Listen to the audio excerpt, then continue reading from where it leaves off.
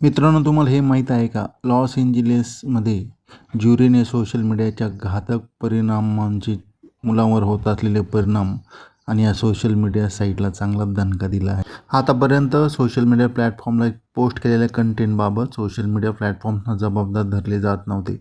पण त्यांचं addictive design याबाबत लॉस एंजेलिसनं ज्युरीने सोशल मीडिया प्लॅटफॉर्म्सला डायरेक्टली जबाबदार धरला आहे. त्याचा मुलांच्या मानसिक आरोग्यावर परिणाम होत आहे.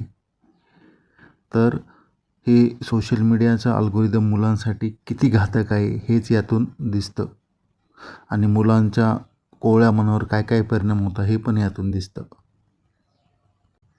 एंडलेस स्क्रोलिंग आणि सततच्या नोटिफिकेशनमुळे मुलांच्या मेंदूवर काय परिणाम होतो याचा आपण एक 3D इमेज बनवलेली आहे. तर हे तुम्ही बघू शकता. मुलं सतत याविरोधात तेथील ज्युरीने या सोशल मीडिया प्लॅटफॉर्म्सला 60 कोटी अमेरिकन डॉलर्स म्हणजे भारतीय रुपयात तब्बल 56 कोटी रुपयाचा दंड ठोठावला आहे या सोशल मीडिया प्लॅटफॉर्म विरोधात.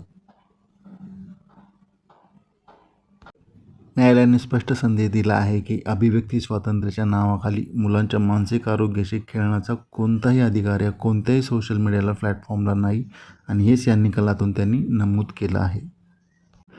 केसी नावाच्या 20 वर्षाच्या तरुणीने हा सोशल मीडिया कंपनीच्या अल्गोरिदम विरुद्ध लढा हा चांगलाच गाजत आहे. जगभरात हा निकाल चांगलाच गाजत आहे.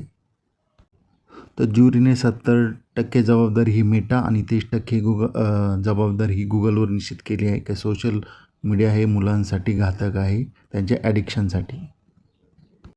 भारतातही समस्या फार उग्र रूप धारण करत आहे. ज्या त्या लहान मुलांकडे मोबाईल, त्यांचं स्क्रोलिंग, नोटिफिकेशन या मायाजालात मुलं अडकत आहे. म्हणून हा निकाल भारतासाठी महत्त्वाचा आहे.